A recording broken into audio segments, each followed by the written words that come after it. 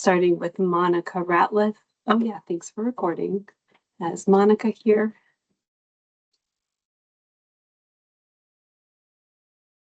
How about Lynn Keneally?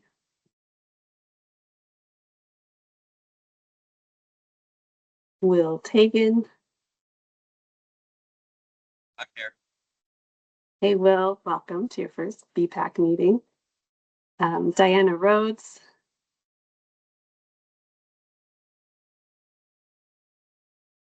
CB Brady. I'm here. Hey, CB. Katie Severin. Hi, Lindsay. You'll need to unlock your iPhone first. Whoa. Hey, welcome. My phone just started talking while Katie was talking. Katie's here. Welcome. Jesse Doherty. Hi, I'm here. Great. We've got Miles Brodsky.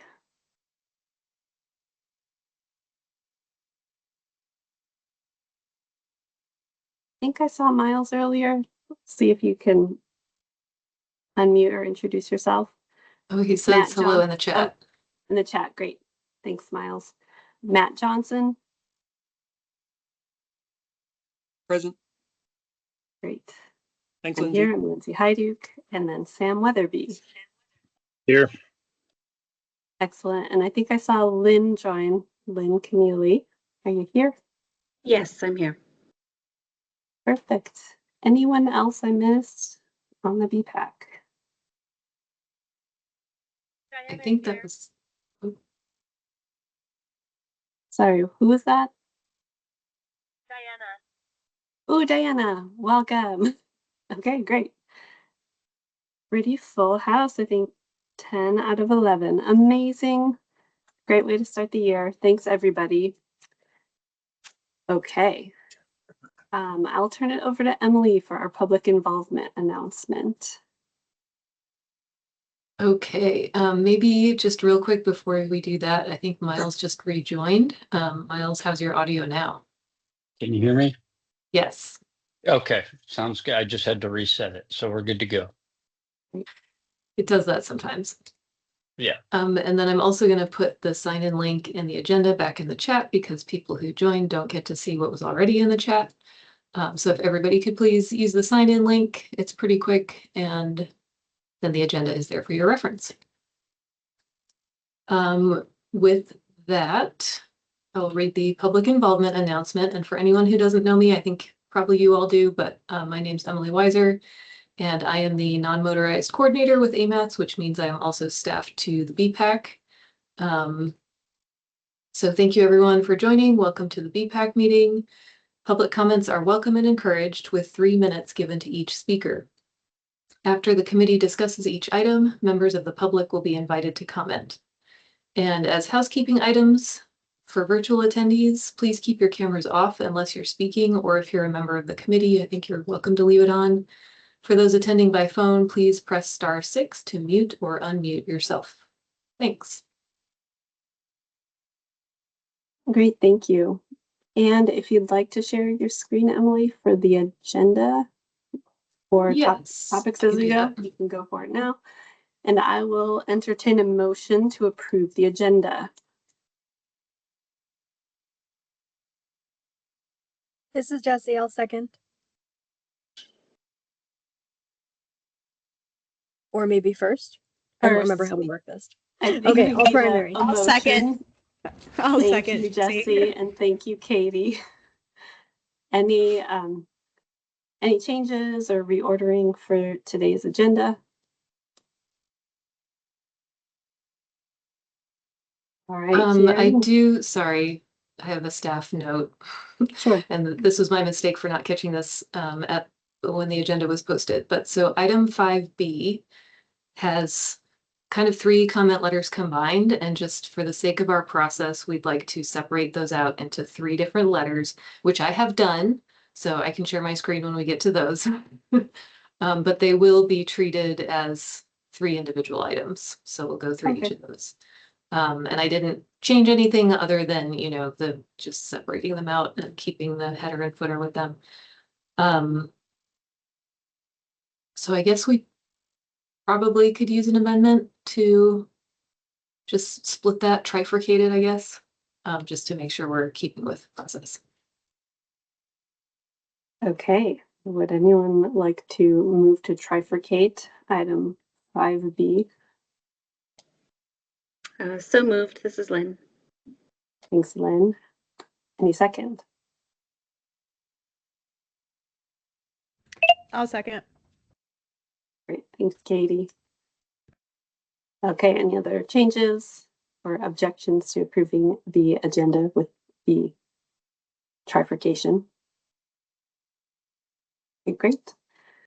And then we've also have our minutes to review and discuss and approve for both September and December. So I'll entertain a motion to approve the minutes from the previous meetings.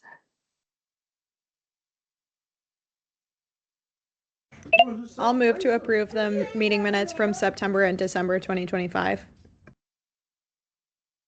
Great, thanks, Katie. Do I have a second? This is Lynn. I'll second. Perfect, thanks, Lynn. Any changes or corrections or any objections to approving the minutes?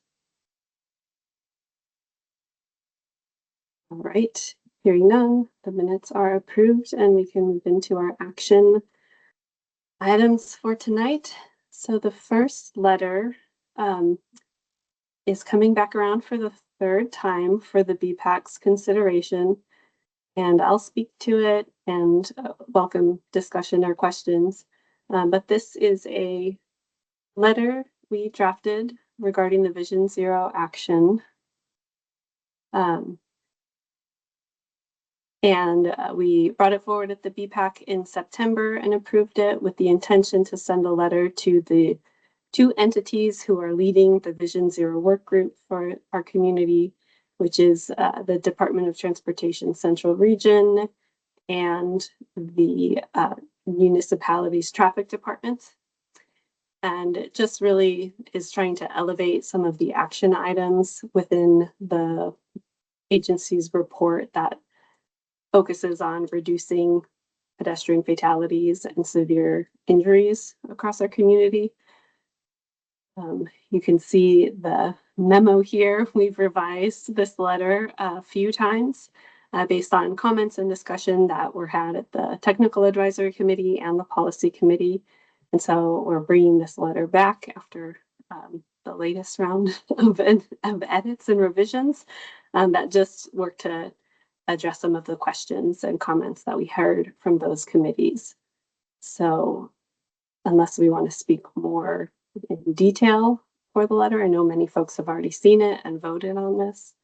Wanted to see if folks have any discussion or if we would like to move forward. So I'll open it up for questions and discussion.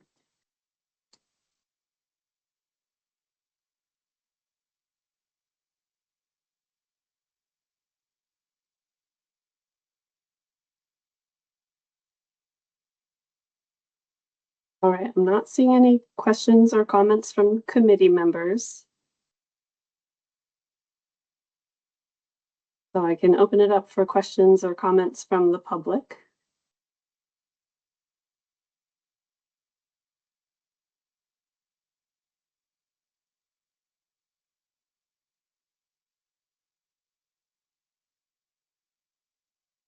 All right, I'm not seeing any.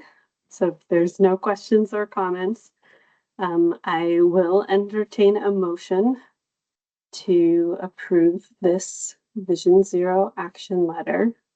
Do we have a motion? So moved. This is Diana. Great, thanks, Diana. Second. Thank you, Katie, for the second. Okay, any objection to approving the letter as presented?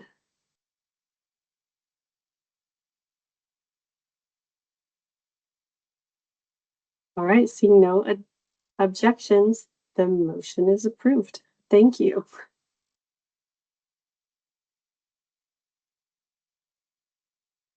All right, so that action item, check. And again, I appreciate everybody who worked behind the scenes and many discussions to make these revisions and bring this letter forward again.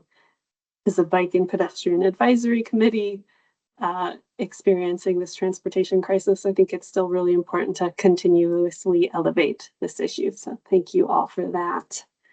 And we'll move on to item 5B1, which will be consideration for the draft 2050 MTP amendment number 2. The AMATS has a comment period open right now for 3 items. And so we worked behind the scenes to have some conversations with potential actions to bring for the BPAC's consideration. So these are all new before you today, with the comment period ending on February 15th. So thanks everybody for moving the meeting to earlier than as planned so that we could discuss these letters before the comment period. But the first item, it's an amendment that's going forward for the public comment. And when we drafted this comment, we were really thinking about the safety projects that were not being funded in our community, which we'll get to, that hopefully will be funded going forward. So we just bring this letter forward for consideration, just elevating the need to fund active transportation or non-motorized projects in our community. So are there any questions or discussion on this proposal before you? Lindsay, do you want us to raise our hands or just speak? Oh, anyways, but go ahead, Will. So a project that I'm very aware of that was proposed for the MTP several times and was not scored is the Glen Highway Trail connecting the Thunderbird Falls neighborhood back to Paratus Drive. And my community council out here is submitting a formal request for that to be included in the MTP and the amendment process. I just wanted to bring that up for consideration. Great, thank you. And I know the MTP process will kick off soon, and it's a whole thing. And so this comment doesn't go big picture. It just is pretty narrow to the one amendment that's brought forward, which I believe is brought forward through the Department of Transportation. But thank you for sharing that. Oh, I understand. This has been requested in this current MTP multiple times, so we're just going to keep requesting it. Mm-hmm. Thank you. Any other questions or comments? And you can definitely raise your virtual hand, type in the chat box, or unmute yourself.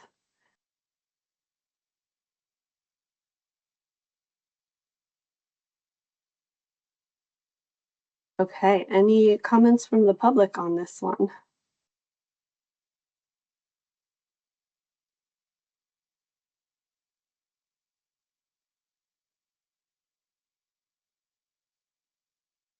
All right, seeing no comments or questions, I will entertain a motion to approve this comment as presented. We have a motion. I would like the motion for that. This is Lynn. Thank you, Lynn. We have a second. I'll second. Thanks, Jesse. If there's no further discussion, do we have any objections to approving the motion as presented?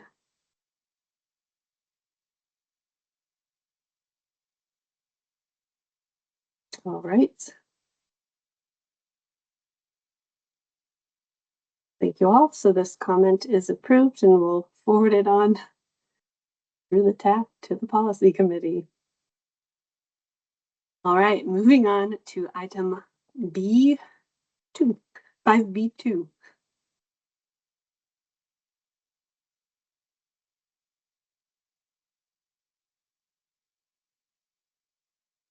Okay, so this is Yes, thank you for feeling this out, Emily. So this is focused on the current Transportation Improvement Program. It's 2023 through 2026, Amendment number 4. And this first point I'll touch on a little bit, but I know other folks who are tuned in can speak to it more. When committee members were putting this together, and with this comment period, the Highway Safety Improvement Program projects were pulled from the amendment in December, with a lot of public scrutiny to that decision, since we're in the transportation crisis right now. And so just a week or two ago, after the holidays, I recognize the Department of Transportation must have worked hard to figure out how to keep some of these projects moving forward. And they announced a revised safety plan for Anchorage that includes many of these projects funded through advanced construct funds instead. So there's already a draft amendment number 5 that I know AMATS staff are working on and will be bringing forward to put some of these projects back into our current funding plan. And the other 2 projects are in the future funding plan that we'll discuss next, which is 2027 to 2030. We're keeping them in this comment letter just because that's what's open right now for public comment, and it just shows, again, a lot of support for moving safety projects forward in our community. So I know it's a little bit confusing, but essentially we're saying it's really important to move these safety projects forward and to not push them off into the future. And we believe the department is planning to move these forward. And I know lots of folks on this meeting tonight can speak to it better than I can, but that's that first point on number 1.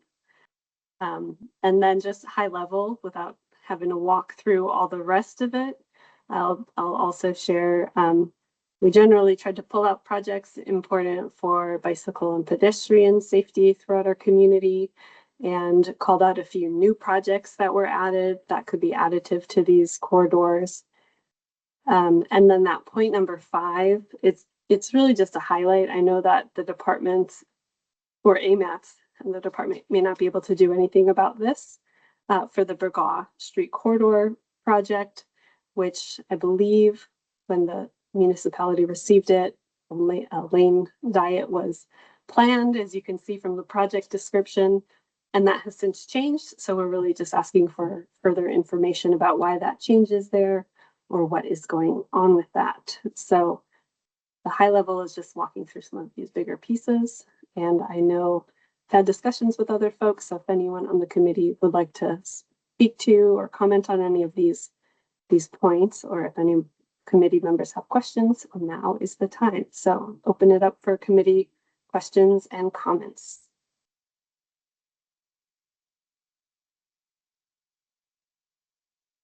And I'll just jump in with a quick staff note that Erin is attending and happy to answer any questions that may come up. Perfect. Thank you. Go ahead, Matt. Thanks, Lindsay. I just saw a typo that is up above what I'm seeing now on the screen. It's a small point, but I got to point it out. It was compete streets, not complete streets that I saw. Yeah, item number 3. That's totally something I would do. Thank you. No worries. I know. Thanks, though. Thank you. Thank you. Great. Go ahead, Sam. Yeah, these items here under section 1, they are budgeted for actually like construction or just design and studying? It's a great question, and maybe Erin can speak to that. Okay. Yeah, hello everybody. Sorry, my computer's still running slow. It had a force reset today, so I'm trying to make sure everything is working. So the first two projects, Gamble Street Utility Pole, Gamble and Ingra Overhead Signal Display, those are for actual construction. And the intent is, last we were told by DOT is CEA is going to be out there this summer to do some of the boring on the Gamble Street for the utility poles or for the utilities. You won't see the utility poles come down this summer because they have to do the boring and move their lines underneath. And the lights are on the utility poles, so they can't remove them until the rest of the projects are ready to go, which will be next summer. That is if everything goes okay and they get all their permits and get everything done. So we're still waiting for the department to work on that. But I understand they're moving forward as rapidly as they can. Northern Lights Boulevard Road Diet. That project is not moving forward at this time.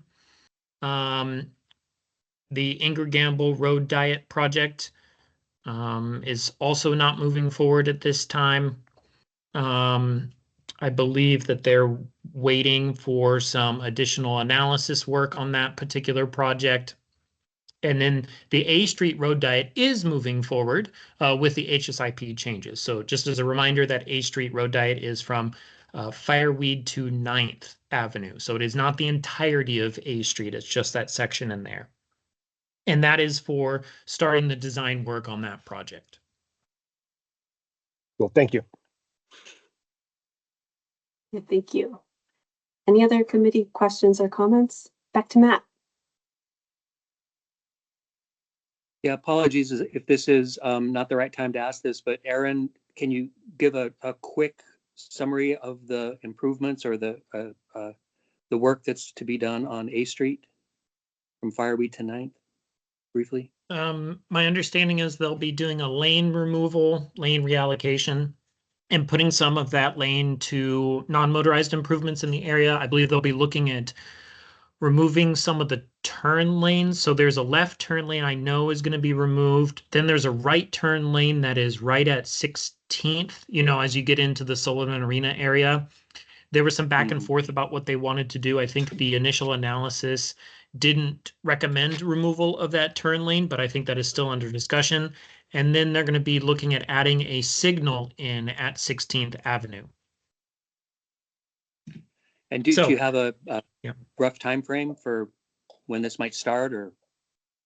Well, for the actual starting of it, it's dependent upon getting it into the tip, which we're doing as part of admin mod number 5. So it'll be a couple of months before it's ready to go. And then they'll have, 5 years or more to do the design, any of the right-of-way work they have to do, which I don't think there'd be any right-of-way, but you never know, and then the construction. All right. Thank you, Aaron. Mm-hmm. Thank you. Any other committee comments or questions?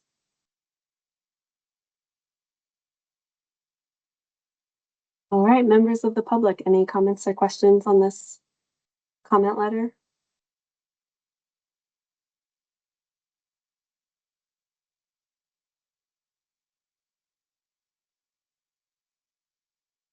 Okay, not seeing any. So with that, I will entertain a motion to approve this comment letter as presented with the typo change. So moved. Thanks, Katie. Do I have a second? I will second. This is Lynn. Great, thank you, Lynn. Any further discussion or objection to approving the comment letter?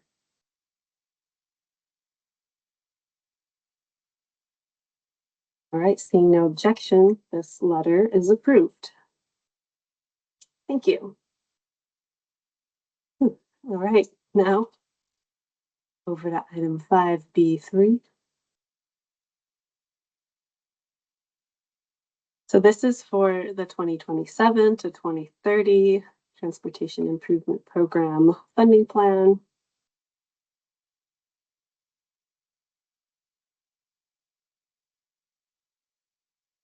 Great.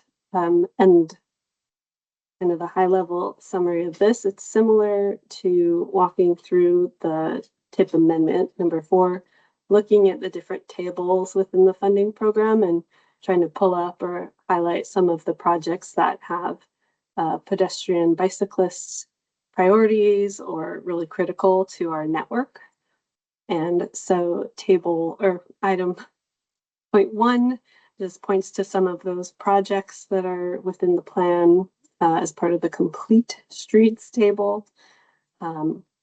Table 2, overall supporting these projects and the additional projects that are brought forward for consideration. Minnesota Drive sidewalk repair, Tudor Road to Roosevelt connection, and Higher Street Pedestrian Boulevard. These 3 projects are new into this tip, not in our current one. And then we had some questions just to better understand the plans and studies section of the table, recognizing we've moved forward on the Minnesota corridor plan, and there are Tudor Road and Northern Lights and Benson corridor plans that we're not seeing in the table anymore. So trying to understand just the sequencing and phasing to highlight and understand when these plans are created and how long it takes and what types of recommendations they have for pedestrian and bicycle safety. And then continuing to move through, highlighting the different trail pathway replacement programs. Point number 5 gets to some of those highway safety improvement program projects that were previously pulled but are now inserted back in. So I imagine this might change a bit, but highlighting some of the lane reduction projects that were taken out, I think temporarily, but due to additional analysis. Supporting transit projects and programs generally, and also again asking to better understand the Brigaw Street corridor safety improvements and how the lane reduction is not part of that, as well as highlighting a few of the illustrative projects that support bike and ped safety and connectivity. So that's the general proposal brought forward. So again, open it up to comments or questions from committee members.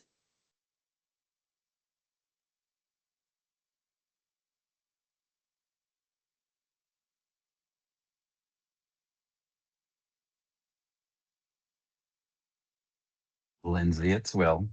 Go ahead, Will. I have 4, I guess, amendments or projects that I would like to see asked for in this tip. So how would you like me to do one at a time?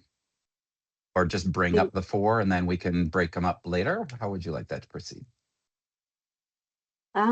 Maybe one at a time, so that if there are amendments, we'll need to vote and then put them in. If you have anything written out or typed up and could paste it into the chat, that would be great too. Yeah, so if not, that's okay. You can go one by one. Yeah. Oh, it's funny because I'm talking on my phone because I was not at home, but now I'm at home looking at the computer. So I would have to, I could transfer. So I think, sorry, I'll just jump in real quick with a staff note. I think I have that. That's what you emailed to us yesterday, right, Will? So I'll pull that up and share it. I also know that Aaron may have some good news for you on some of those projects. So I'll let the chair lead the discussion or direct the discussion, but he is standing by and ready to jump in on any of those also. Great. Well, whatever you guys think is best. I'll just start off with we have a project out here to extend the Glen Highway pathway. So it currently ends at Peters Creek. This would extend it through a really narrow corridor up to where up to Settlers Drive. I don't know if you guys are very familiar, but basically pushing it northwards about half a mile. That project has been in the current tip.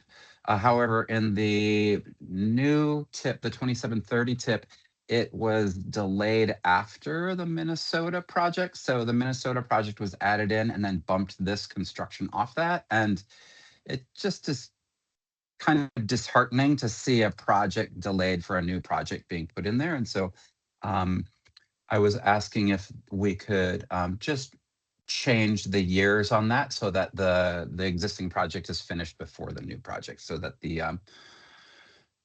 Glen Highway Trail Connection NMO 10 would be bumped 1 year earlier than the Minnesota project.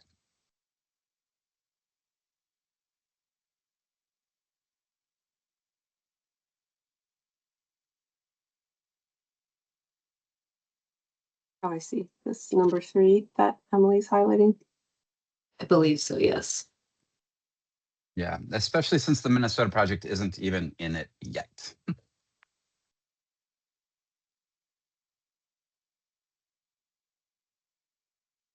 Go ahead, Aaron. Yeah, I can clarify this a little. So the Minnesota project is in the TIP. It has been for years. It was a pavement replacement project for pathways and trails. But because the cost exceeded what we normally do for pathway and trails, it had to be pulled out and put in as its own separate project. So that being pulled out and put into the TIP did not delay the Glen Highway Trail project any. And the current Glen Highway Trail, as shown in the 27 through 30 TIP, is based on the current project schedule. So we can ask DOT if there's a possibility to move it up 1 year earlier, but at this time, I'm not sure. I would love a request. Will, would you be okay with the amendment that you're bringing forward to just be the section that Emily's highlighting to move this project forward sooner without saying instead of or before a different project? Well, I mean, the way that this is, the funding as I understand it, is that, you know, the funding from the Minnesota project changed pots, right? So it was in one pot of money, and then now it's moved into the non-motorized pot of money, and that non-motorized pot of money is the same cost of these two projects. And it's just, I mean, if you look at the overall investment geographically across the city, it's a little disheartening to see, you know, these small projects being delayed outside the core for these core projects for the people who live outside of the core. I mean, I wish we had money for everything. I will take whatever you guys will give me, but normally I've been told that we have to, if we're going to move some money around, we have to have a balance to do it. So just a request. So can you state your amendment?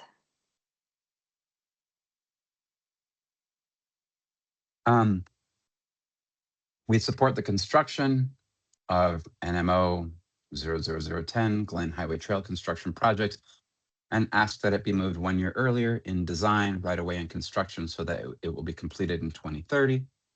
We request that it be prioritized over NMO 00016 AMATS Minnesota Drive Sidewalk Repairs Rehabilitation Project. And I can leave it right there. Okay. Do we have a second for this amendment?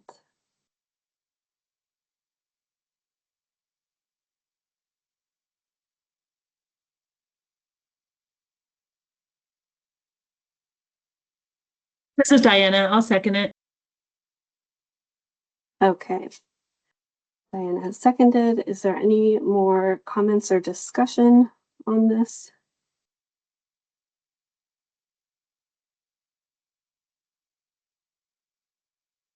I mean, if you were able, Will, to take out prioritized over another project, I don't know, it's like battling one, you know, taking one issue over another. And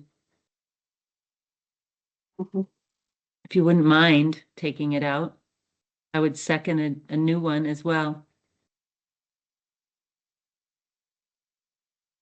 Honestly, for myself, that also is why I didn't approve the amendment either. I think if you ended it at 2030, then I'd fully support it. Me too. And did the sentence. Sam, would you, or Diana, would you like to make a friendly amendment to the amendment? Yes, I would like to make a friendly amendment that we approve it, leaving off this section that says we request that it be prioritized over the Minnesota Drive Sidewalk Repairs Rehabilitation Project. That's fine with me. I'll second as amended. Great. Any other comments or discussion then on this amendment? Okay, any objection to moving the amendment forward as highlighted here?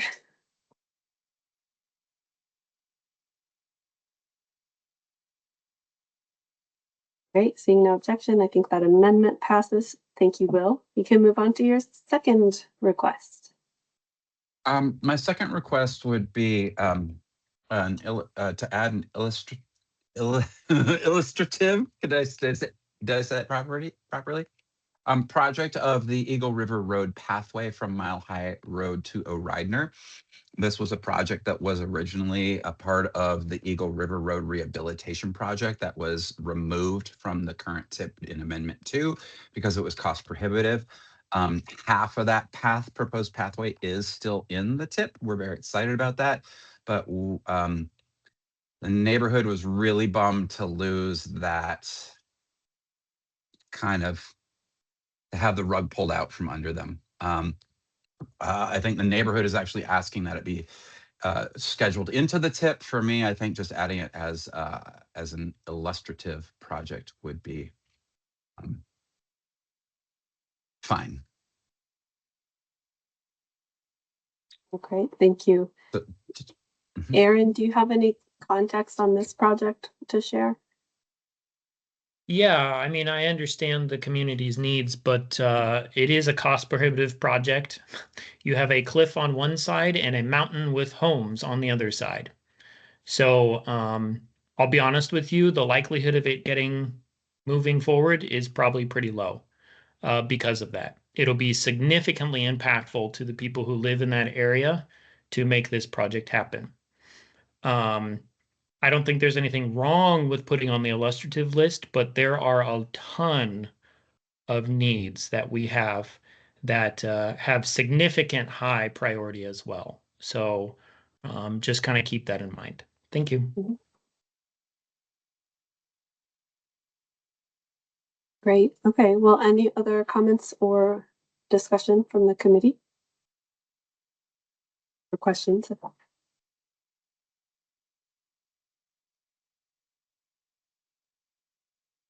Okay. Will, can I ask you to state the amendment?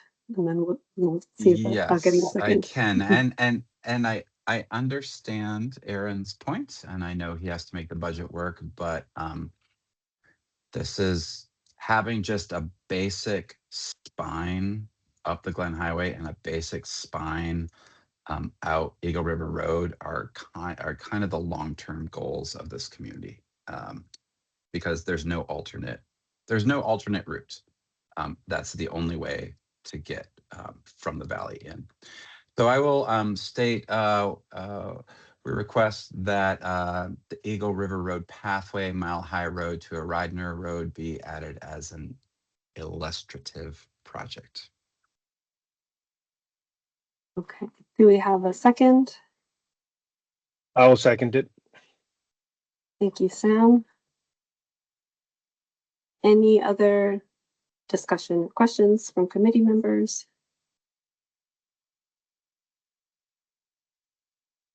Any objections to moving this amendment forward? Lindsay, I am new on this. Am I allowed to abstain based on not having really read up on this yet? Or is abstaining not an option? This is a very good question. Sorry. Emily. I'll let Aaron correct me if I'm wrong, but I'm pretty sure you can abstain, and that I think the procedure would be you object, and so then there's a roll call vote which allows you to abstain, and everybody else says yes or no or abstain. Okay. I will object then so that I can abstain until I can learn more about this. That's okay. We'll go ahead and do a roll call on this amendment and start with Lynn because you're at the top of my list. I would like to abstain from voting on this. Thank you. Abstain. Great. And Will, Oh, yes. Diana, Yes. CB, Sorry. Hey, I'm gonna abstain this one. okay. Katie, No. Jesse, Yes. Miles, Abstain. Matt, I'm gonna abstain too, just because I don't know enough about it. sure. And Sam. I vote yes. Great. Emily, were you keeping track? Yes, so we had 4 voting yes, 1 no, and 4 abstain, so that amendment fails. Okay, thank you. Which the word fails is a terrible word. That's just what it is in Robert's rules. No judgment. No judgment, and we support folks commenting on the tip. Anyway, Will, I think we're back over to you for next amendment. All right, I have a third request, which is the same request that I made for the MTP that I guess failed, and that is an illustrative project that is a much smaller project that is extending the once again back to the Glen Highway on a much which would be connecting the Thunderbird Falls neighborhood to Paratus Lane, which would then, it's this half-mile section of Glen Highway that is isolating this most northern community from the rest of the network. So there's no way for this one. Basically, the Eklutna Thunderbird community has a bike path, but it's a very short one. It does not connect with the rest of the non-motorized network. This would be, there's a be about 1.5 mile trail, but there's a half-mile of shoulder of the Glen Highway that you have to get on for the kids to get to school or to the parks. So I would like that added as an illustrative project. So I will take it to talk, and then I can make a motion when you want. So basically, the Glen Highway from Mirror Lake to Eklutna is the simple way to think about it on the mountainside. And just if I could clarify, is that on the document that we're viewing right now? Am I just missing it? No, it's on it is not on this document. I have another document that has not been signed yet that will be submitted. Not from me, but from another community member. Okay. That's fine. Just Yes. wanted to point people to it if we had it, but if not, that's fine. So it sounds like Okay. folks are kind of unfamiliar with these projects outside of the urban core. So I would really take questions that folks have so that they would feel a little more comfortable, understanding what's going on. Well, Hey, thank this you, is Will. CB. I'll just, Okay. if I can, this is CB. I missed the last 2 meetings. I missed what was presented. And so the reason I said abstain is I just didn't have enough information. So I'm sorry if I derailed the project. The vote. I just cannot, with good faith, having missed, trying to catch up. But that's why I voted the way I voted, for the record. Yeah, thank you, CB. And there really are a lot of projects in the tip, so really just encourage these requests to come to the committee ahead of time. So if you can get the requests in the comment letter, a week before so we can publish it, then we can all do our homework and make sure that we are up to speed on things. But it sounds like this is a project. It doesn't have a number or anything as a assigned a project number in the tip. Is that right, Will?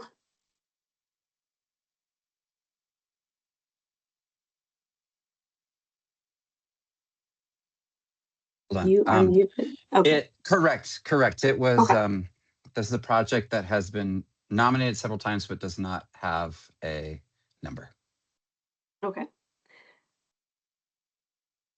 Can you make your motion or the amendment so that we can hear the language?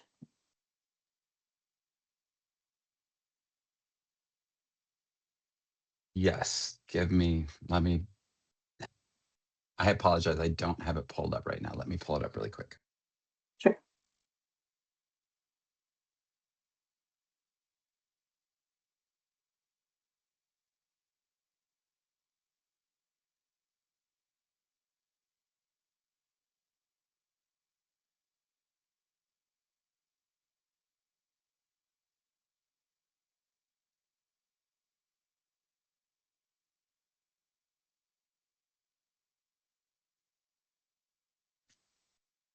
Okay, thanks. It's pulling up right now. So I'm calling this Glen Highway Pathway, Thunderbird Drive to Paradise Lane, Paratus. So we're asking that the Glen Highway Trail from Thunderbird Drive to Paratus Lane be included as an illustrative project. And to clarify, this is on the east or mountain side of the highway. All right, thank you. Do we have a second? I'll second it. All right, thank you, Sam. Any other questions or discussion? Are there Well, any is this the one go that ahead. that Anchorage Park Foundation worked on with you that goes to helps get This is, walking access to the native village of Eklutna? Is it that one, or does that one already have a number? I get yes. confused on them. Nope. That is it. This is the project that you also were working on. I have just pulled out a little tiny section of it because so often these projects are so big they don't get funded. So we've tried to take it a little bite-sized piece. So, but yes, it would connect.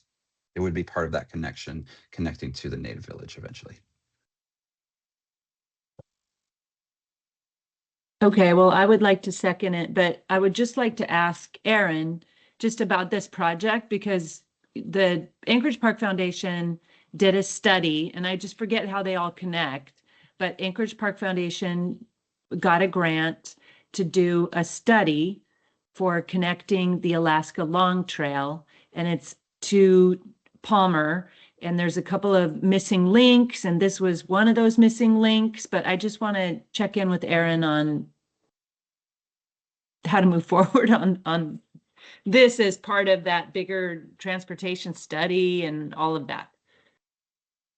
Yeah, I don't actually know the exact recommendations from that. It's been a little bit, so I can't tell you what it would look like in this area, but I don't think it's a bad idea to put forward a recommendation to move forward on some kind of, Glen Highway extension. I will just remind everybody, projects need to be in the MTP before they can go into the TIP. So one of the things I would have to look at is whether this project is in the MTP or not. I want to say I don't think it is, but it's something to consider. Again, it is fine to put forward this recommendation because decisions can be made at any point to add projects in if there is available funding or if there is a desire to move things around. So I thank you for putting the actual termini. That is sometimes that gets missed, so it's a little challenging for us. So I think the additional information provided for this has been very helpful. Great, thank you. And Matt, you've got your hand up. Yeah, thanks. This is more of a general question or a statement, but I've lived in Anchorage all my life, and I struggle with when people say, where this road intersects that road, and then it goes to this other road, and that's where I live. And I need a visual. I appreciate a visual, I guess. And I'm not asking for one right now, but just as a general statement, visuals are, actual maps are very helpful for people like me to understand what exactly is the scope of the project. Great, thank you. Any other discussions?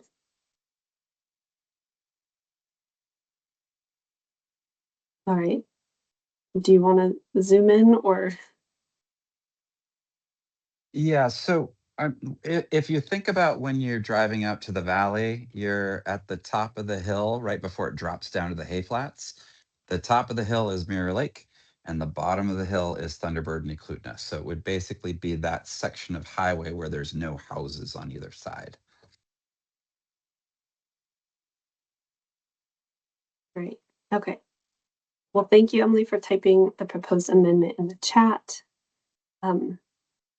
Hopefully committee members have had a little time to digest.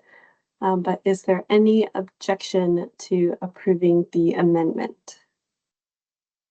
I am in the same, sorry, this is Lynn. I'm in the same situation of I just not knowing anything about this and trying to research things before getting here and getting caught up. So I think I need to abstain on this one as well. That's okay. We'll go ahead and do a roll call vote.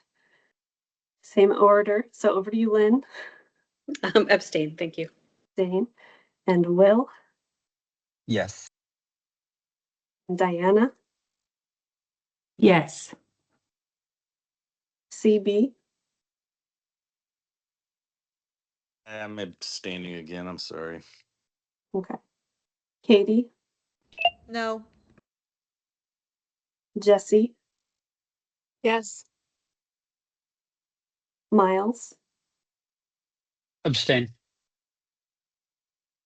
Matt. I'll have to abstain as well.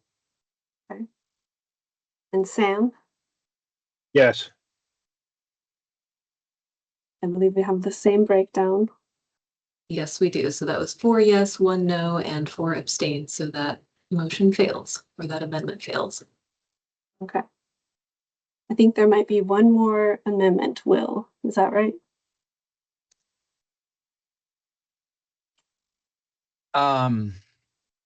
You know, I think I'm good for now. We don't, so these are not passing. So I think folks need more information on projects that are outside the core that we've been working on for a long time. So we need to do some education within the committee. And I'm available if folks want to talk to me.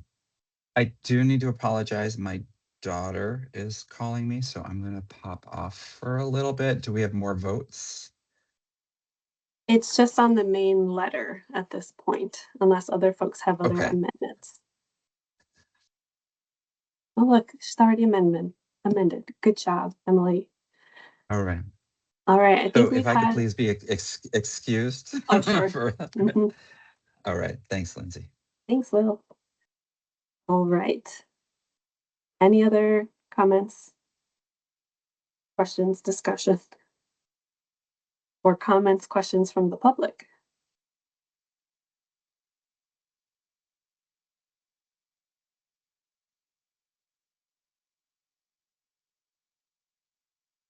Seeing none, I will entertain a motion to approve the comment letter as amended. Do we have a motion? I'll move to approve the letter as amended. Thanks, Katie. Do we have a second? I'll second. This is Jessie. Okay, great. I was like, who unclicked? Thank you, Jesse. Any other comments or any objection to approving the comment letter as amendment? All right, the letter passes. Thank you, everybody, and thanks for the good conversation and questions. All right, we get to switch gears and go into our general information session now, and I think I will turn it over on transit on the move update and public comment period. I saw Maria here. I'll turn it over to People Mover. Hi, everybody. Stephen, hello. Hello. Sorry, my camera doesn't work. But I have a quick little presentation for you. For those of you who are involved in other community councils, you get to hear it here first instead of at the community councils later. this month or in March. But just to refresh everyone's memory on what Transit on the Move is, our acronym TOTEM, Transit on the Move, is our transit development plan for Public Transportation Department. And it basically is our guiding document. It gives us a set of projects that we work off of based off of community input and feedback. Our current plan was created in 2019 and published in 2020.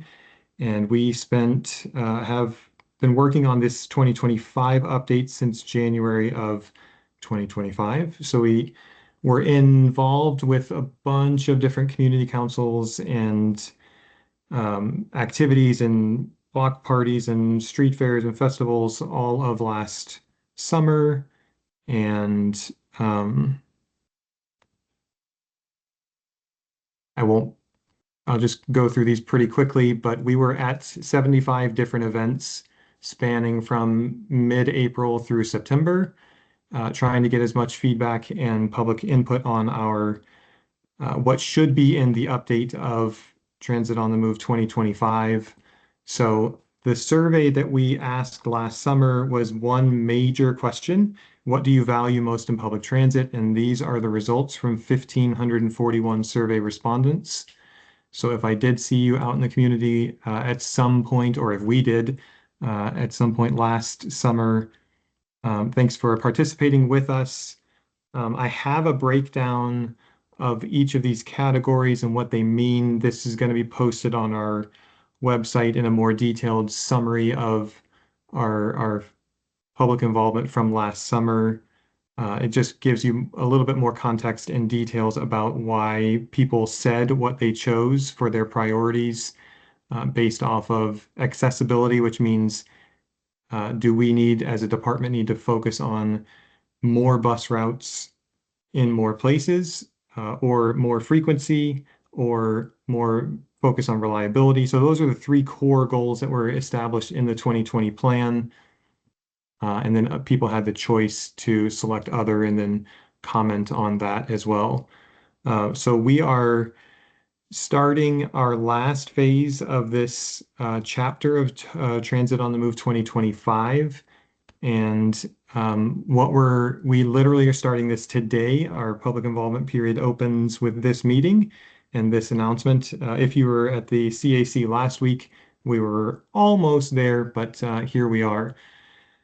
So basically, this next phase is asking people to look at the projects that were identified by the public that we have consolidated into each part of Chugiak, Eagle River, and Anchorage within our urbanized area, within our boundaries of people mover, anchor rides, and rideshare services.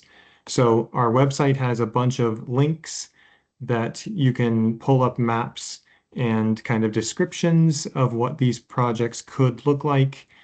And they could range from ideas like microtransit, which may be new to a lot of people, but it's similar to an Uber and Lyft type of service, but within the public transportation department. So smaller vehicles, shared ride, app-based, that you can kind of get.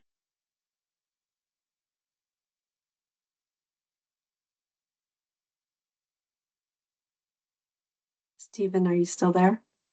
And Yeah, I lost it. Okay. Stephen, you cut out. Oh no. All right, But I can you hear me again? say, oh no. You were at the point you. where you were talking about the Okay. Uber alternative. Okay. I'll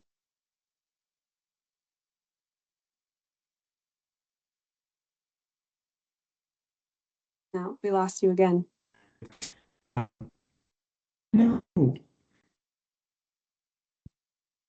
don't know what's happening with my internet. Oh, we can hear you. It must just be cutting in and out. Sorry about that. I'll wrap up then quickly and say that our survey is live. You can click on the project links from that.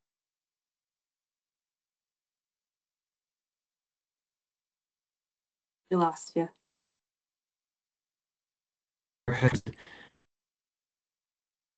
We just lose If you I'm in the key moments. back, maybe. Well, that is rather unfortunate. Maybe I just stopped sharing my screen.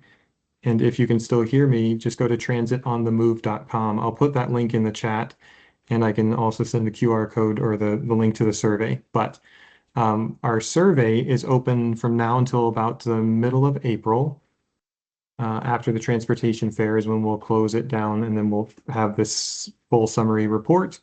The survey is basically designed to prioritize a new set of projects for the department. So you can select your top 5 of all of the projects identified through the summer public involvement and then the leftovers from 2020 Transit on the Move, and then you get to rank them in your priority, and that will give us a weighted list so that we can start to work on the next set of transit priorities that we can then put forward into the MTP and the tips and that kind of thing. So I'm happy to answer questions if you can still hear me. And if not, if you're going to a community council next week or next month, we'll probably see you there. Perfect. Thanks, Stephen. We've got Diana, their hand up.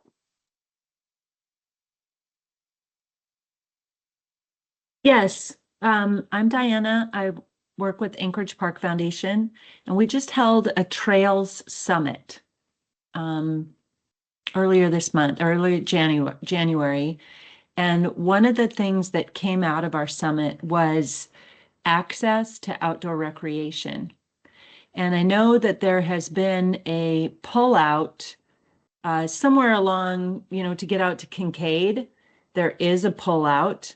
And so we were thinking maybe that would be a way to access. But I wonder if that came up at all in any of your summer comment gathering.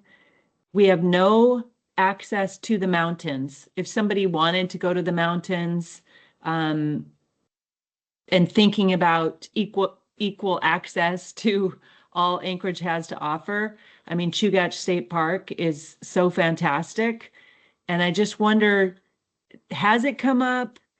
Is there a way for it to come up to think about access to outdoor recreation? And if so, what would be the likeliest place to think about going? I mean, there's the lower, one of those lower, not all the way up to Glen Alps, but how could one get public access to outdoor recreation in Anchorage? That is, those are all great ideas, concepts, and questions. I'll try and quickly summarize. Yes, we did hear public feedback and comments through last summer's involvement, specifically to Kincaid Park, to different parks in South and Southwest Anchorage. So there are spaces that were identified that people want to get to by bus access. But I think maybe what could be advocated for is a microtransit zone in Southeast Anchorage or the east side or hillside or wherever you want to define it. It's very challenging to get buses, 40-foot buses up into those parts of our city. So that would be a big barrier to getting a actual fixed route service to any of those lower hillside areas. But a microtransit zone in that area would be basically allows you to move within that zone anywhere in that kind of geographic area. Some of it is designed and intended to connect you to the actual bus system, but some of it's designed like an Uber just to go to a grocery store or pharmacy or whatever you want to do within that zone. There wasn't I guess there's not a project being presented right now that's in that area. One is in Southwest, one's in Midtown, one's in Northeast, and one's in Eagle River and Chugach for microtransit specifically. Unless we hear from the public that also needs to happen, and we're happy to adjust. Hopefully One that other answers idea that questions. came up in it was transit to Girdwood. And I think that's outside of the tip, which is probably why it's never come up. Like maybe we can't use federal funding for that. to go outside of the tip. So that's one question. But then the other question would be, I mean, potentially to Far North Bicentennial Park, you know, out that road, that could potentially be a micro transit. There is another, there's a park bond, the Chugach Access Service Area process is looking at a trailhead and parking lot improvements. I don't know if you've thought about going out, you know, it's the Basher trailhead. Would that be someplace that a bus could get to down that road and into, if we were to create a project that had a turnaround through the Basher trailhead? I don't know. I don't know if that road is big enough for a bus either. Yeah, those are all great ideas. Basher, I'm not sure specifically.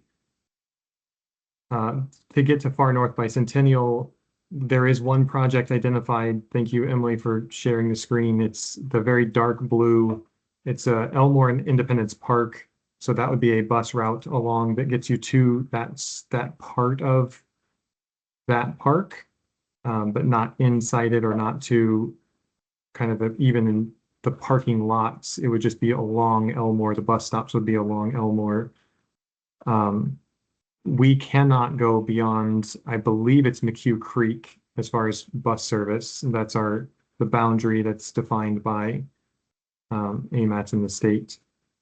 Yeah. Through the urbanized area. So Girdwood, yes, people still ask if we can go to Girdwood. People ask if we can go to the State Fair or go to Palmer or connect with Valley Transit and other things up in the valley, but we're not allowed to go further north than Eklutna or further south than McHugh Creek Trailhead currently. Yeah. Okay, thank you. Very helpful. Okay, I'll take a look at that project. Emily has this map pulled up, so you can click on that and go to it's a different web page. It's the host of that service, but you can comment specifically on a place. This feature also existed during the summer, and that map is also showcase of where we went to events and kind of what those comments were. So yeah, you can click on the blue little icon in the top right of the screen and then select anywhere on the map and say, hey, I'd like either bus service or a microtransit zone, or you leave whatever comment you want on this map, and that directly comes straight to us. Hopefully it's a helpful tool to interact with the public. Yeah, Get good quality feedback. Thank you. Great. Any other comments, questions from committee members? I just wanted to make a comment that I appreciate seeing some options for Eagle River. Especially this last week, I was going through town, watching people try to walk. The state doesn't plow the sidewalk here until, I don't know, it's like the last thing they do. So we have clear sidewalks to the main road, and then you can't go anywhere. So I watched this old man with a cane going from parking lot to parking lot, trying to get somewhere down the road. And like, oh, a bus would be nice for people like that. Of course, the buses can't always pull into the bus stops because the state doesn't clear them out. That's another issue. But I do appreciate seeing some potential options. Yeah, you're welcome. We did hear that. So that the survey is designed to you to pick your top 5 projects and then rank them in your priority. So we'll have that new list coming up in the by midsummer. Cool. Any other comments or questions from committee members? It's CB. I'd like to thank Stephen. It's I'm on, for full disclosure, I'm on the PTAB, Public Transit Advisory Board. I'm on all these commissions just to try to get them together, or boards, to figure out how to access the bus stops. We do a great job. Public Transit does a great job with their short crew cleaning bus stops. But as a community, we do a poor job getting to those cleaned bus stops. And so I just want to beat that drum again. That's all I kind of ever do. And if we can lean on snow removal and maintenance to be able to walk to the stops, I think our community would benefit. I agree, and thank you all, as always, for your advocacy, CB, and I'll see you at PTAB next week. Okay, thank you. Are there any comments or questions from the public?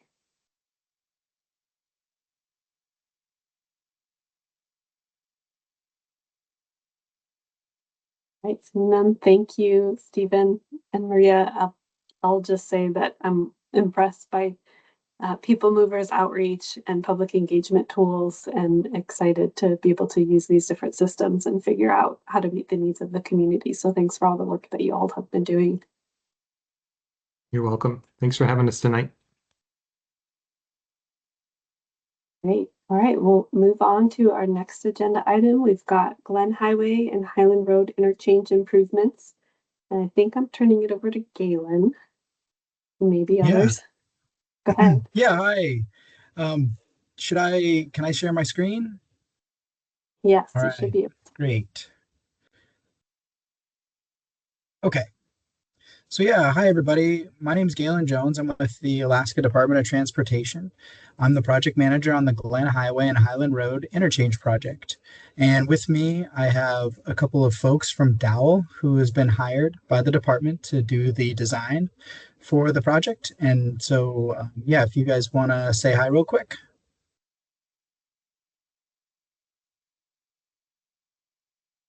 Good evening, Kelly Kilpatrick here, project manager with the consultant Dowell. Thanks, Galen. Thanks for having us tonight. Yeah. I think we have Morgan McCammon too. Hi, this is Morgan McCammon. I am leading public involvement efforts on this project. I'm also with Dowell. All right, fantastic. So yeah, thanks a lot for having us today. I think this is our first time actually presenting this project at BPAC. So really happy to be here. All right, so this slide is the project area, and we are talking about the first Eagle River exit outside of town, outside of Anchorage, and so otherwise known as the South Eagle River exit. But it's called Glen Highland because originally it only provided access to Highland Road. So originally this interchange was built in the 1970s, and it wasn't built with the capacity or a design to accommodate the Eagle River Road connection, Eagle River Loop Road, I'm sorry, that now is currently connected to the interchange. So as I stated before, it was really just providing access to Highland Road. I'll go to the next slide. So the project purpose and objectives is we want to improve operations at the interchange, improve capacity. As I mentioned, it's vastly under designed for the current capacity that it has, or that it requires, or the demand it requires. And then we want to improve safety for motorized and non-motorized users where we have the opportunity. And I will note that there is not a documented crash history for serious injuries, fatalities for motorized users or non-motorized users. So the objectives of the project, we want to mitigate queuing issues that are on Eagle River Loop Road. I'll show you a picture of that in a second here. We want to enhance the highway merging for the southbound entrance. So really the problem that we have is in the morning commute, that traffic that's trying to go from Eagle River southbound onto the Glen Highway into Anchorage. And then the last thing we want to do with the project is to do some bridge maintenance. So just extend the design life of the bridge as much as we can. These bridges normally have a 75-year design life. So existing conditions. So right now you can see a photo, and what's happening, this is looking to the northeast. And what's happening is all the vehicles in the morning are queuing up in the inside lane to head towards Anchorage. And that's because, as most of you know, there's just a single left turn lane onto the highway here to go southbound. So everyone's stacking up in this lane because they know they have to go left. And what that does is it blocks all the other roads. So you have VFW Road coming in here, and you also have the other ramp intersections, and it blocks those. So the only way people can really get through is with these courtesy gaps. So when somebody kind of waves another vehicle through, and there are a lot of safety issues, not specifically with this interchange, but just in general with courtesy gaps. So it's not a good way to let an interchange operate. Yeah, so sometimes these queues can back up almost 2 miles to the Briggs Bridge in the morning. So we're talking about a 2-hour congested period from 7 to 9 a.m. So we have some constraints that we try to design to. One is that we want to maintain the existing bridge. It still has some good life left in it.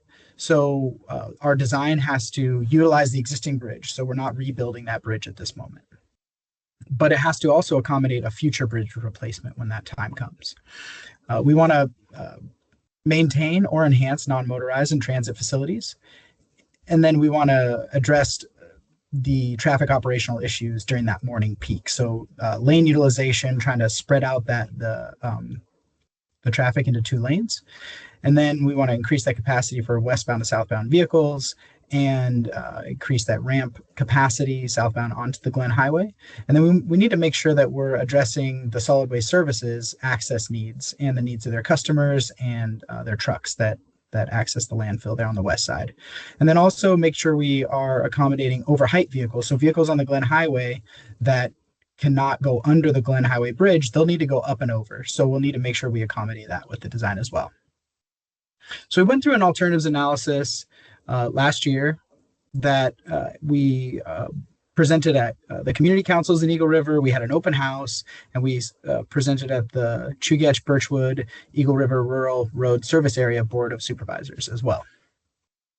So the design that was chosen was the diverge about, and we have a full memo on this on the website that you guys can check out if you're more interested in getting really into the details on this. But the positives here is that it comprehensively improves interchange operations and performance for all the movements, as opposed to just one part of the interchange. So vehicles that are entering the interchange at other parts, so like southbound exit ramp from Eagle View Drive or from VFW Road or the landfill, these roundabouts give them also a shared priority as opposed to just one movement. So the non-motorized facilities have refuges and single lane crossings. It doesn't require high cost utility impacts. There's a large gas line on the west side of the interchange that we can avoid with this design. And then it doesn't require acquiring land from JBER or any federal government entities.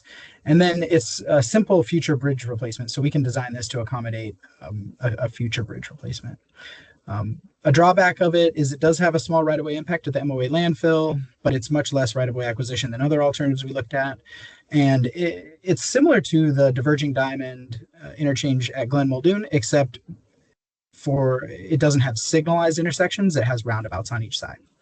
And then it will have higher impacts to the traveling public during construction than some of the other alternatives, but this does have a more comprehensive solution for the interchange than other alternatives, and we will be maintaining traffic throughout construction. So talking now about existing transit routes and non-motorized facilities. So kind of the big takeaway on this slide is there's a transit route that goes through the interchange. So it goes the Glen Highway up through the interchange up top, and then it gets back on the Glen Highway, goes up to Eagle River, goes to some stops there, and then back VFW Road to the south, and then crosses over the interchange and then back onto the Glen Highway to the south. So we want to maintain that route and the ability for the transit stops to be utilized still. And we've coordinated with other entities just to make sure that our design accommodates those groups' needs. But I did also want to mention, so an important part about this project in this area is that the Glen Highway Trail, basically it comes up, it's this green line, and then it crosses at this interchange. So it's on the west side of the Glen Highway, it crosses the interchange, and then users go up VFW Road to Eagle River. So it's an important connection for non-motorized users to get to and from Eagle River. All right, so we originally had a design that was a more typical pedestrian circulation design. And as you can see, it's this green line, and it went up and around the roundabout on the west side and then on the north side. And that follows basically where the trail or the current non-motorized facility goes now. And we got some comments on that, some useful comments during our 75% review. And so what we did was we are looking closely at this new alignment where it actually crosses to the center of the roundabout. And then it goes down the middle of the roundabout, and then it crosses back over to the north side and then over to VFW Road. So previously, if I go back to this slide, the current pathway and then what the proposed pathway was doing was on the north side of the bridge. And this new one puts it down the center of the bridge and has barriers on both sides to be protected from traffic. And it simplifies the crossing. So on the previous design, there were 8 single lane crossings existing out there now. So pre-design, there's 7 existing lane crossings. And then this new design gets it down to 6 crossings. So it has the shortest distance, and it has the least amount of crossings, and less than existing actually. So back to talking about a little bit about the transit stop. So we've been closely coordinating with the MOA Public Transportation Department.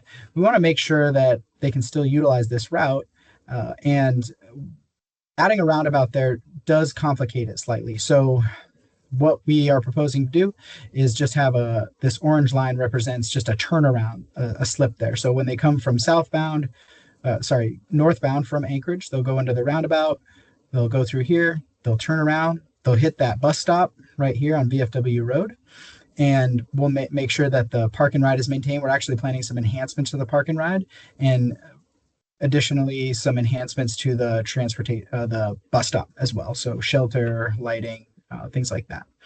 And then the bus would get back on here, and then they would continue their route up to Eagle River. And then similar to currently, they would then come back down VFW Road, hit the stop again, go through the roundabout, cross to the other side, and then go back to Anchorage. So we're still working through this design with them, but we're committed to making sure that the design works for all the operational needs of People Mover.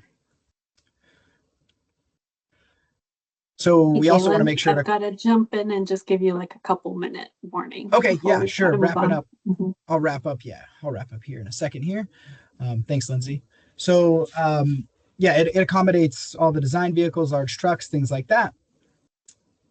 And then we will have some right-of-way acquisition over on the MOA landfill side, and move the gate a tiny bit. And so we're working closely with them on that.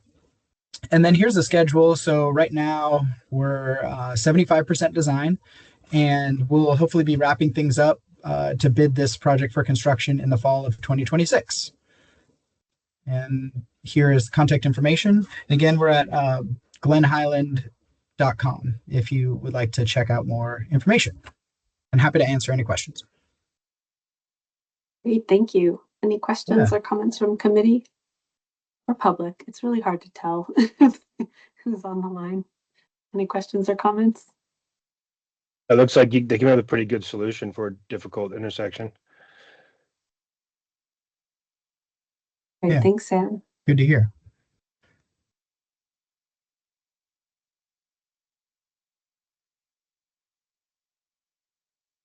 All right, well, thank you for presenting and bringing this project forward. I have to look at the diagrams a little more to get a sense of the pathways, but appreciate those focuses for transit and active transportation. Yeah, absolutely. And I just wanted to show people, I wasn't going to go through this video, but there is a video, and it shows, a lot of things about like how the vehicles go through here and stuff like that. And so it's actually not as complicated as it looks, especially when you're staring down at the whole thing at once. It looks complicated, but when you're in your vehicle, it'll be very intuitive with signing and striping and whatnot. So thank you very much. Great, thank you. Awesome. Great. Well, we'll move over to the recreational trails plan. And I know we've got Nicolette and maybe some other folks with Parks and Rec. Yes. Hi. Welcome, Nicolette. Hi. Thank you so much, Lindsay. Hi, my name is Nicolette Dent. I'm a park planner at the Muni. and this is the recreational trails plan. The draft is now posted. We have a public comment period live right now. So I'll give you a little bit of background of how we got here. This is an AMATS funded planning project. It will focus on the recreation. It focuses on the recreational trail system, meaning your trails and trail systems that are mostly on land owned and managed by the Parks and Recreation Department. And that includes Anchorage Parks and Recreation and Eagle River Chugach Parks and Recreation. Technically, we are all part of Anchorage Parks and Recreation, but there are 2 service areas and 2 funding mechanisms for park projects. So just to put that out there. So this recreational trails plan that we have put forth right now, the draft, is an update to the 1997 area-wide trails plan. And it's a long-term vision that's looking at the management, maintenance, and development of the trail system in kind of the long-term 20-year vision.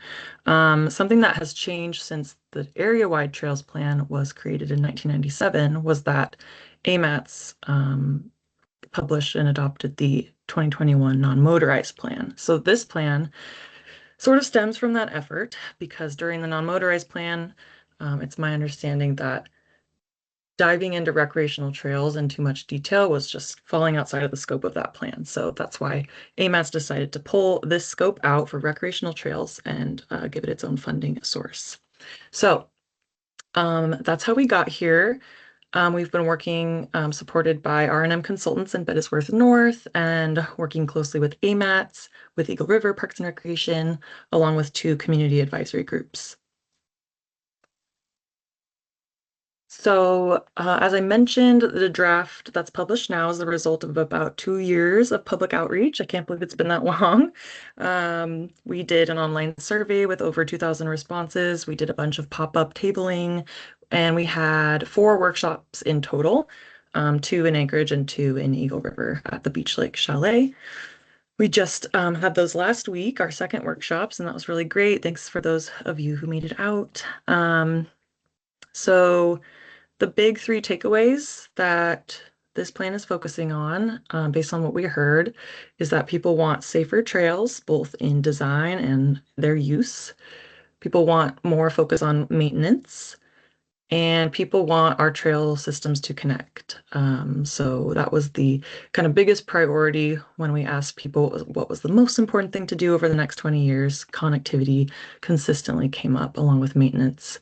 So our plan, goals, and vision attempt to reflect that, what we've heard. People want safe, well-maintained trails that are predictable and available all year round.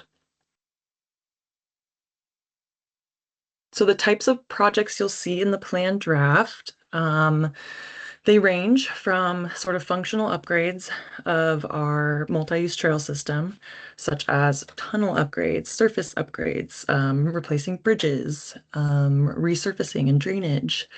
You'll also see some big dream projects, such as the Northern Coastal Trail Extension, which that's out in the Eagle River area. A long-term vision to provide a coastal experience connecting Beach Lake Park to Mirror Lake Park and eventually beyond. We also have some of those big dream projects in Anchorage in the Bowl area, such as the Muldoon Perimeter Trail that would better link Far North Bicentennial and Chugach State Park upwards north through the Muldoon area. We also discuss kind of trail variety in this plan in terms of projects. We've recommended kind of moving forward with some master plan updates or revisiting some master plans, such as Section 36, Kincaid Park, that's underway. Thanks, Diana.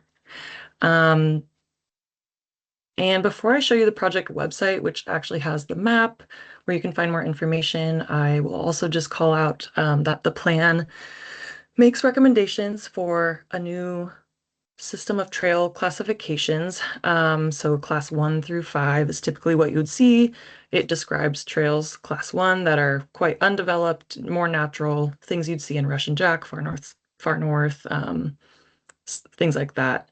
upwards towards a Class 5 trail, which is your typical green belt trail in Anchorage, paved, 8 to 10 foot wide with jogging shoulders on the side. This plan is introducing a Class 6.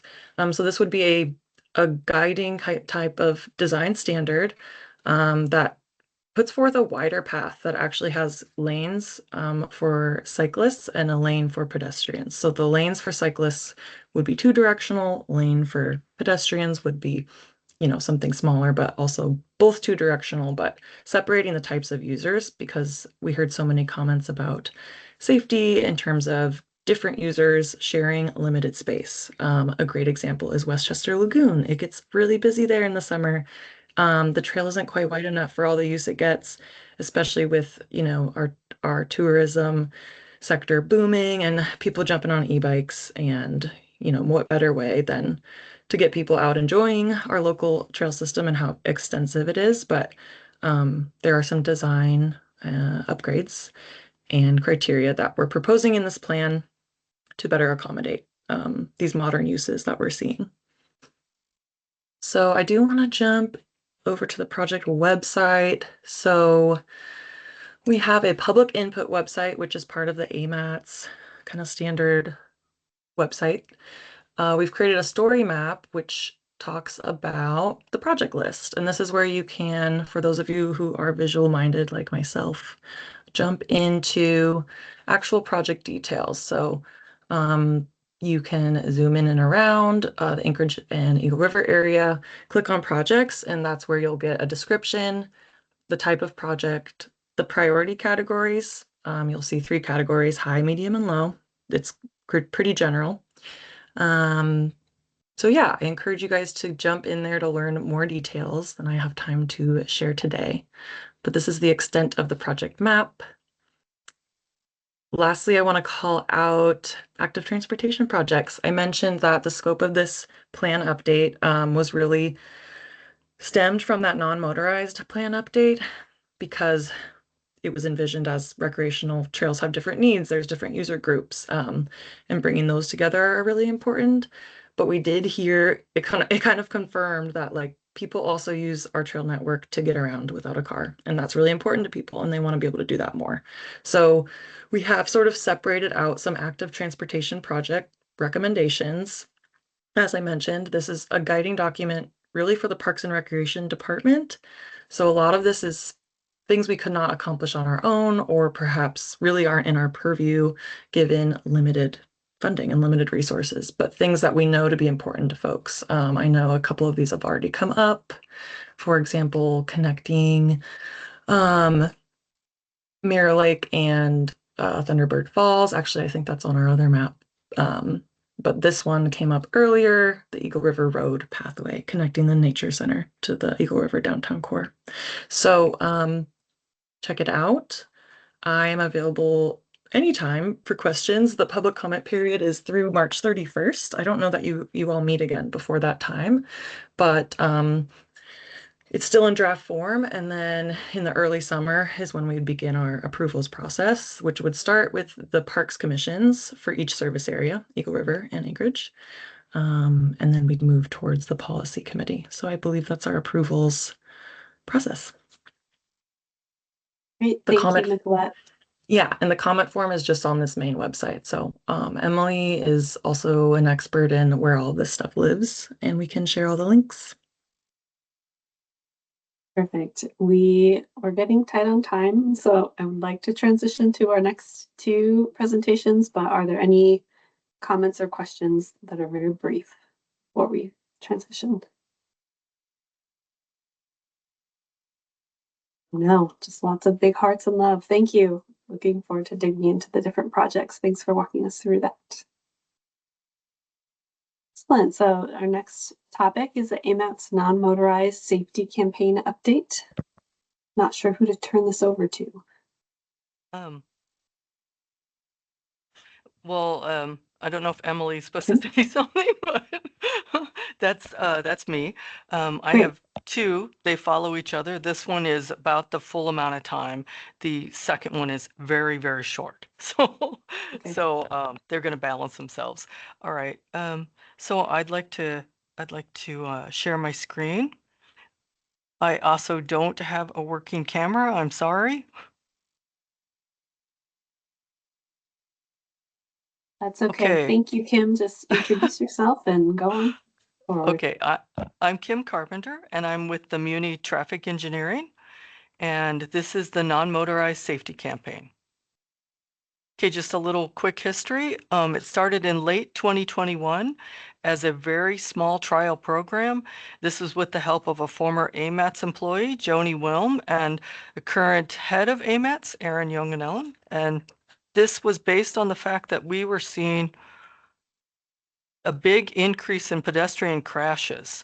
So that was very alarming. The drop that you see on this graph is because of COVID. Now, at the time, the project started in about September of 2021. We didn't know all of the year's statistics, but once we were able to see them, we saw that bicyclists had the same trend as pedestrians. So it was at this point that Aaron kindly proposed that we make this a TIP project. This project is data-driven. We use crash data, trauma, public polls, traffic volumes, and bus usage. We use anything that we can to help form and direct messages to target audiences. So a quick look over time, this tells us where our efforts should be concentrated. This is a heat map of non-motorized collisions. This is 2024. This is 2021, the pilot year, and this is 10 years back, 2015. So if you look at all these really quickly, 24, 21, and then 2015, you'll notice that the crashes are all in very similar places. That includes places like downtown, Gamble, Midtown, Muldoon, and Diamond and Old Seward. So another thing that underlies this program is, of course, the crash trends. And this can include anything from lighting, weather, road surface, operator ages, sex, and of course, actions and behaviors. To date, the Center for Safe Alaskans has done a really great job, and they've been a very valuable resource. On an average in the AMATS area, they attend approximately 50 events per year, where they provide education and safety equipment. And this includes things like giving presentations to seniors or disabled persons, Native organizations, etc. Helmet fits for children, where they discuss bike safety. They go to several different school events. This one is another helmet fit. They also go to community events. This is like Bike to Work Day. They go to health safety fairs or health seminars, and they go to several charitable functions. This one's with law enforcement and other municipal events. On an average in the AMATS area, nearly 2,000 people receive some form of education from them. Examples of other places that they go or other events that they attend and provide information and equipment is pop-ups, car seat checks, car fit, which is making sure that your car seat usage and setup is correct, community assistance like navigation or resource centers or public health organizations. They also do public events where they do directed traffic education. This is a picture of the first traffic garden where they were able to talk to future traffic users, let them practice proper rules of the road, and hopefully that ends up with safe travels. Safety equipment and information. On an average in the AMATS area, they give out nearly 8,000 safety items per year. The Center for Safe Alaskan originally polled people, as well as they continue to do that on and off, to find out what type of things they need or want or could use. So if we're trying to make sure that people are visible and seen, as we noticed from before, there's a lot of dark times and snowy and dangerous times in the municipality. We wanted to make sure that people would be visible. So we want to give them things that they actually will wear or carry or keep with them. So we strive to give them things that are bright or reflective, like hats, gloves, bags, backpacks, vests, beacons, window clings, stickers, tape, reflective stickers. These are often given to children, and zipper pulls, bicycle bells, bike lights, spoke reflectors, bike helmets, cleats, and educational handouts. So reflective tape, this is given out. It's also a big mail-in program. In the AMATS area, they fulfill orders for nearly 15,000 pieces of tape a year. And this has been increasing every year. In 2024, it was 14,000, and in 2025, it was 15,000. So this program also includes media, and this can come in different forms. This is print. These are coffee sleeves, which was an early effort in the program. These are stickers, safety cards, and then our current safety cards for the in the moment. There's interior transit posters and interior people mover digital PSAs, public safety announcements. So what this actually is behind the driver, and it actually scrolls different messages to them. This is an exterior bus PSA. This is on the driver's side of the bus, so it's facing vehicles. And this is an example exterior bus PSA for the pedestrian, so it's on the door side. We also do rear bus wraps. And I would like to take this moment to thank Transit again for all of their generosity, because this little program could not have afforded all of this public service advertisements on People Mover if they had not kindly cut us a very generous deal. So other forms and efforts that we do are social media, radio PSAs, and the state of Alaska was also very kindly expanded distribution of our PSAs. We've done safety videos and other efforts. When we sat back and looked at the crash data and the program goals, one of the things we really wanted to do was to figure out how we could educate young drivers, up and coming drivers.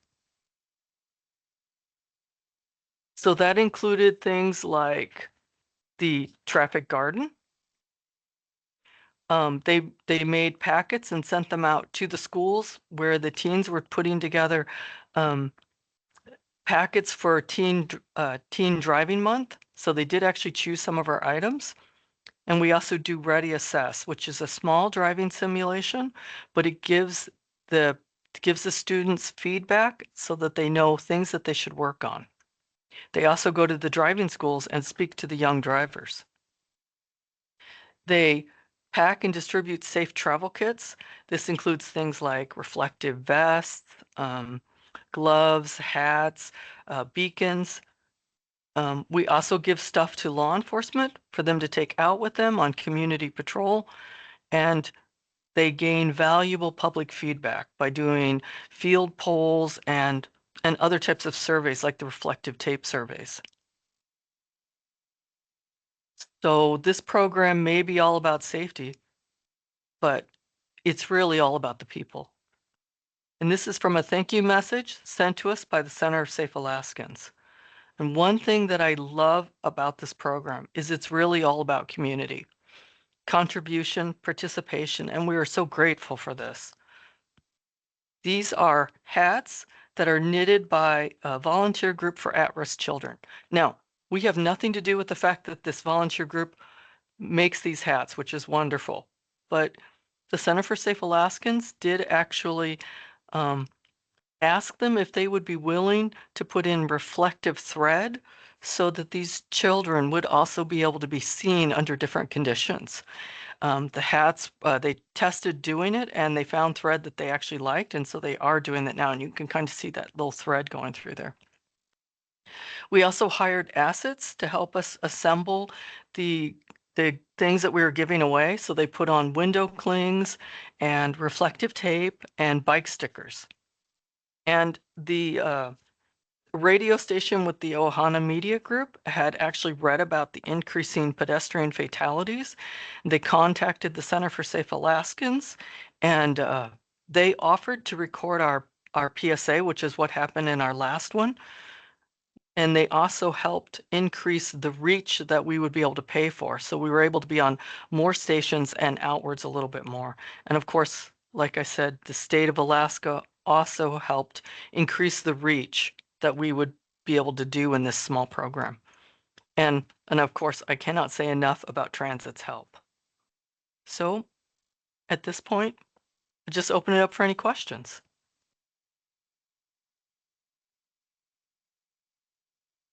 Great, thank you. Any comments or questions for Kim?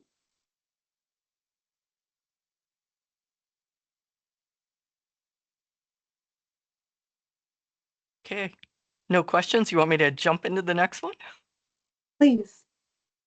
The annual traffic report. Okay.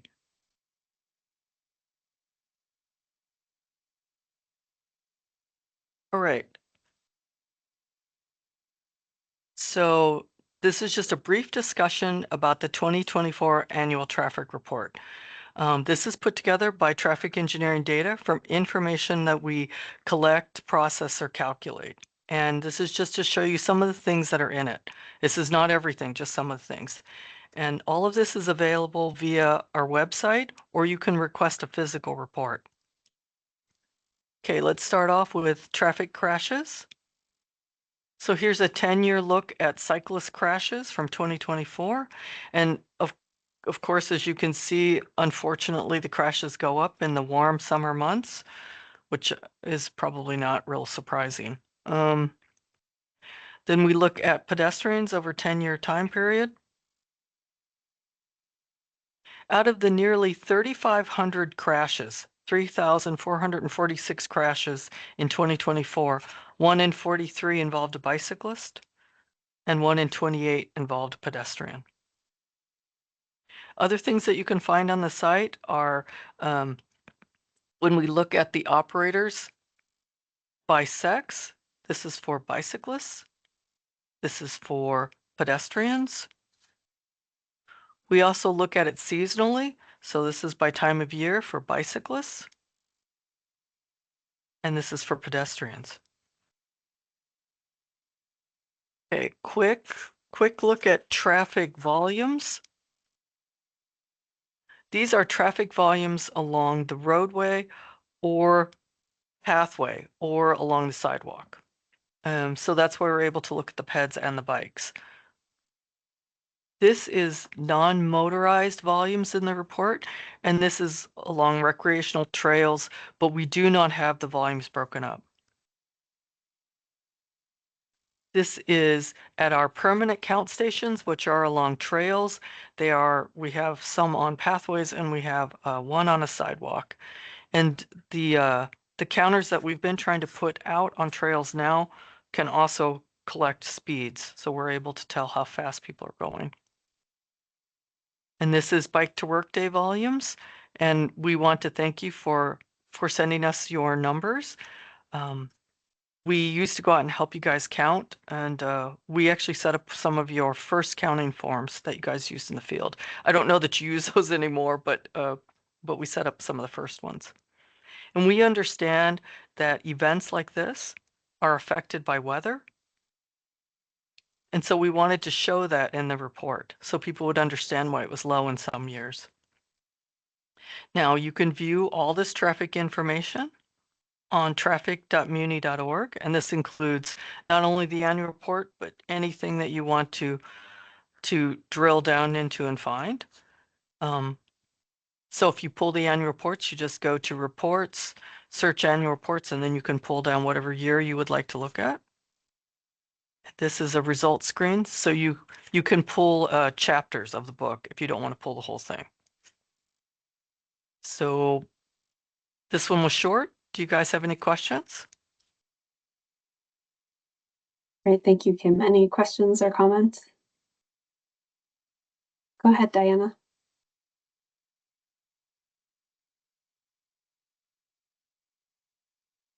Thank you, Kim. Great report. Really appreciated it. I am wondering if there are any like takeaways or trends that you can share with us about just the data on the trails. you know, just like as you know it, because you've been doing this forever. Just like, what are the trends? Has there been an increase in the Campbell Creek Trail or a decrease, or are there trends that you're seeing on certain roadways or anything as you've analyzed the data? Is there just little snippets that you can share? So one thing that we've noticed is that since COVID, the volumes on the roadways have gone down. They've never fully recovered. Several of them are back up close to what they were, but they've never fully recovered. Before, there was always an upward trend continuously, and that's not really been true. The number of crashes, unfortunately, have not gone down with it, which is pretty depressing, and it's definitely a horrible thing to say that the number of non-motorized crashes have increased and the number of fatalities has increased. So it's I mean, we have some years where it goes up and down, but the overall general trend is up. The trails themselves, I would say that the trail volumes have actually been increasing over time. Of course, they hit record highs during COVID, which is completely understandable. But it does look, I mean, from what we can see from all of the permanent trail counters, we can see that there are commuters on the trails. I don't know if the commuter number is exactly increasing. At one point, it looked like it was decreasing, but it could be. It's hard to gauge it all because it's impossible for us to track how many bicyclists are out on the roadway. I mean, we can put out counters and we can count them in different ways, whether it's from signal cameras or from our own cameras, or whether we put out travel time devices and we can see where they are. Because of course, bicyclists travel much slower than cars, so you can tell who is what. But we would have to have an unbelievable amount of count stations out there, or count devices. So all you can really get is a general trend. But it does look like, I mean, just kind of a comment on the side, it looks like there are more cyclists out on the roadway. And it definitely looks to me like there are more cyclists in the wintertime than used to be. Our numbers used to go to pretty much zero when winter came. I mean, if you look at the numbers, they're low, but they're not what they were, which was, oh, lots of cyclists out while it's bright and none in the wintertime. So there are people out there, they are bicycling in the wintertime, and that is what we're seeing, whether it's on the roadway or whether it's on the trails. They're definitely out there. Thanks, Thank Kim. you. I have a comment / question that kind of ties the traffic report and the non-motorized safety campaign a bit, because unless you're us and you know that there's a traffic report or a website to download data from Muni Traffic, I think it's really important to take that data and share what the trends are, especially around bicyclists and pedestrian collisions and fatalities and some of the behaviors around it, because the public seems to think pedestrians deserve it or are drunk or just put a lot of blame rather than understanding the whole system and how many challenges there are to get around our community. And you can get a lot of information from these reports. So PSAs are important, but I think there should also be education to media outlets to better understand the data and how they're reporting it and what context they could put it in, or to have different conversations as a public in the community.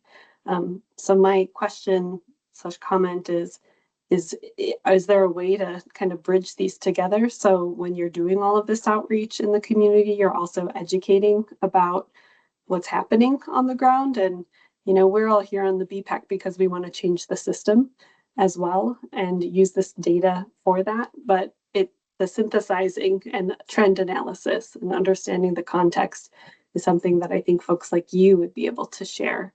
So I'm curious if that's part of it or if it could be incorporated going forward. It would be nice if we could do that. I think in some respects it would be complicated. For the non-motorized plan, we spend a lot of time just trying to figure out ways and things that we can do to help improve safety, or at least get some information out there. Actually trying to get people to understand what's happening on a bigger level is sometimes more difficult. And the audiences that not all of the audiences would appreciate that much information. It runs this fine line when they go out between what amount of information they can give to them and where they stop so that the audience stops, I guess, listening or taking anything away. And that's kind of they have to be careful how much they give. Not because they can't give more, but because the person actually stops listening after a couple minutes. So they try to break it into small snippets. As far as media goes, it's interesting because Hey, Kim, I'm really sorry. I need to jump in because there's only 1 minute left in the meeting. So if sorry. we want to continue, then there would need to be a motion to extend. Great. Is there a motion to extend 5 minutes so that we can go through the comments section? So I'll moved. make that motion. Okay, Diana moved, and how about Matt seconds? I second that. Great. All right, Kim, well, we'll wrap it up there and I'll follow up with you offline because I think there's a lot more that can be done. But my last question is just when will the 2025 traffic report data be released? I'm not sure. We are going through all of the law enforcement crashes now. And then we'll start putting together all the other pieces. The other pieces are painful, of course, but the going through all the crashes is another story. The guys have been trying to get through them as quickly as they can. And oh, if I can just add something on that last question that you mentioned, when the media contacts us, we always give them our information and we allow them and we explain to them how things are working or what we're seeing, but what they decide to say or how they decide to frame it is kind of out of our hands, so to speak. I mean, maybe we could work on how we push a narrative out to them, but when they just call me and say, hey, we'd like to see the data on this, or we'd like to know what this is, then even though we discuss it, what they actually print or decide to print is kind of it just kind of goes with whatever they are wanting to say at that moment in time. Sure, thanks, Kim. I see you as having the keys to the data and how to tell the story. So I think it's an important part of the safety campaign. But we have to move into comments. And so I'll open it up to committee comments if anyone has anything to share. General comments after tonight's meeting or for us to consider for next meeting.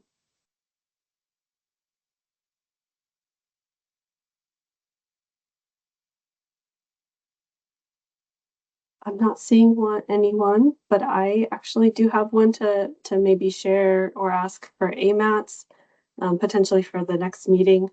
I know that the Department of Transportation has had some reorganization. I'm not sure if there's still a central region or not, but I know the director retired, the central region director, and so it looks like on the AMATS policy committee, it's the deputy commissioner who's now serving for DOT. So I'm just curious if there are bigger reorganization changes at the department or how that might impact AMATS or the municipality, if that could potentially be a topic to be shared in the future or presented on. That'd be something I'd be curious of for the context for the BPAC. Sure, I'll look into that and see if we can get something about that. Keeping in mind we're not scheduled to meet again until June, so yeah, whatever may be relevant at that time, I will see what we can get. Thank you for the suggestion. Sounds good. Any other committee comments or public comments? Hey, it's CB.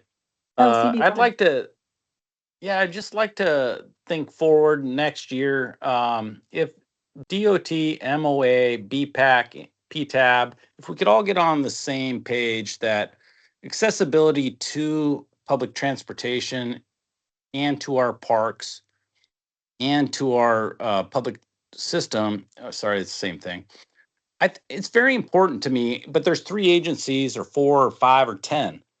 And it's very easy to place blame on other people or other agencies. And so in this committee, I think it's important that we all share the same thing: bike, pedestrian, travel.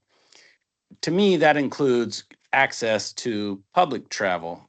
And I would just like to say that if there's a way that we could, on the agenda, put the whole realm into our vision, I think it helps us.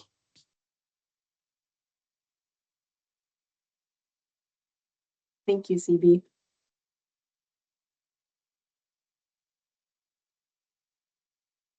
Any other comments?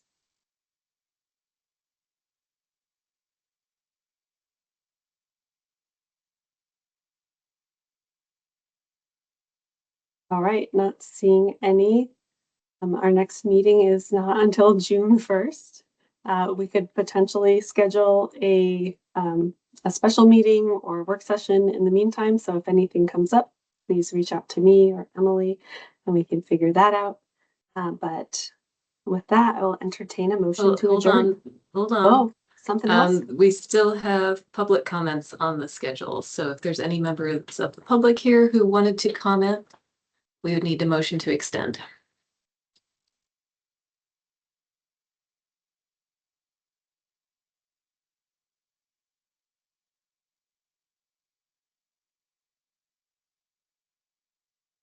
All right, I'm not seeing Or any. maybe they've all left. Okay, so I think I can entertain a motion to adjourn.